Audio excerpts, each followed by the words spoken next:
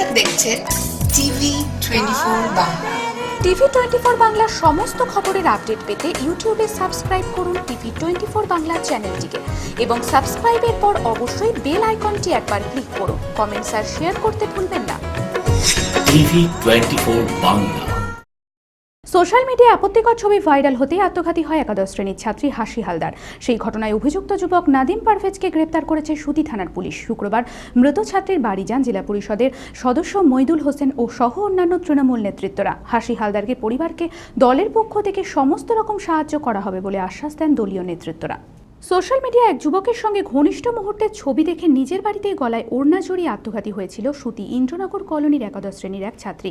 এই ঘটনায় সোমবার রাতে মৃতার মা অনিতা হালদারের অভিযোগ মতো অভিযুক্ত যুবক নাদিম পারভেজের বিরুদ্ধে সাইবার ক্রাইমে জামিন অযোগ্য ধারায় মামলা দায়ের করে পুলিশ। বুধবার সুতি থানার পুলিশ অভিযুক্ত যুবককে গ্রেপ্তার করে। আর তারপরেই স্বস্তির নিঃশ্বাস ফেলেছে ওই কিশোরীর পরিবার। বাবা আগেই মারা গেছে। হাসি হালদার নামে ওই কিশোরী থাকতেন তার বিধবা মায়ের সঙ্গে। মা পরিচারিকার কাজ করে কোনো রকমের সংসার চালান। স্থানীয় একটি স্কুলে একাদশ শ্রেণীতে পড়তো ওই কিশোরী। ওই ছাত্রীর সঙ্গে ডিহি গ্রামের বছর 23-এ নাদিম পারভেজের সম্পর্ক গড়ে ওঠে বছর 2 আগে। আর সেই ভালোবাসা ও বিশ্বাসের সুযোগ নিয়ে নাদিম পারভেজ নামে ওই যুবক কিছু ঘনিষ্ঠ মুহূর্তের ছবি নিজের মোবাইলে তুলে রাখে। কিন্তু বাড়ি থেকে আপত্তি আসায় কিশোরী ওই সম্পর্ক থেকে বেরিয়ে আসতে চেষ্টা করছিল। আর তাতেই ক্ষিপ্ত হয়ে ওই কিশোরীর সঙ্গে তার কিছু ঘনিষ্ঠ মুহূর্তের ছবি সোশ্যাল মিডিয়ায় ছড়িয়ে দেয়। ইন্টারনেটের দৌলতে মুহূর্তের মধ্যে সেই সমস্ত ছবি ছড়িয়ে পড়ে তরুণীর বন্ধু বান্ধব ও পরিবারের লোকজনের মধ্যে। সেই অপমানে রবিবার রাত্রে গলায় ফাঁস দিয়ে আত্মঘাতী হয় হাসি হালদার নামে ওই কিশোরী। সঙ্গে সঙ্গে তাকে নিয়ে যাওয়া হয় মহেশাইল ব্লক স্বাস্থ্যকেন্দ্রে। তবে তখন আর কিছুই করার ছিল না। ঘটনার 2 দিন পর অভিযুক্ত নাদিম পারভেজকে গ্রেপ্তার করে সুতি থানার পুলিশ। আর তাতে কিছুটা হলেও স্বস্তির আবহ পরিবার জুড়ে। অভিযুক্তের উপযুক্ত শাস্তির দাবি সন্তান হারানো এক মায়ের।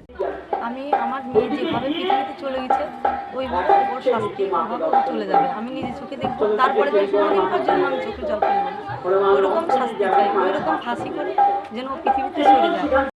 শাস্তি চাই। আমার বোন যেমন ফাঁসি নিয়েছে ওরও যেন ফাঁসি হয়।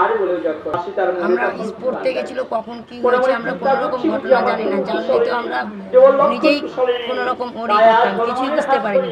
ফেসবুকে পাঠানো পরেও শোনা মাত্রই সঙ্গে সঙ্গে ঘরে গিয়েই ফাঁসি নিয়ে নিয়েছে। আমরা বুঝতে কেউ পারিনি। মৃতের পরিবারের প্রতি সমবেদনা জানাতে শুক্রবার তাদের বাড়িতে যান সুতি 2 নং ব্লকের জেলা পরিষদের সদস্য মইদুল হোসেন ও তৃণমূলের বেশ কিছু কর্মীরা এবং সব রকমভাবে পরিবারের পাশে থাকার বার্তা দেন। বিগত দিনে যে ঘটনার জন্য অকালে প্রাণ হারাতে হচ্ছে নাবালিকাকে, সেই অভিযুক্ত যুবকের কঠোর শাস্তির দাবি জানান তারা। খুব মর্মান্তিক একটা ঘটনা ঘটেছে আমাদের ঔরঙ্গাবাদের সঙ্গে সঙ্গে সুতির মানুষ, জেলার মানুষ যারা এই ঘটনাটা শুনেছে, যারা যারা জড়িত আছে, আমি মনে করি তাদের প্রত্যেকেরই যথারকমভাবে কড়া শাস্তি হওয়া দরকার।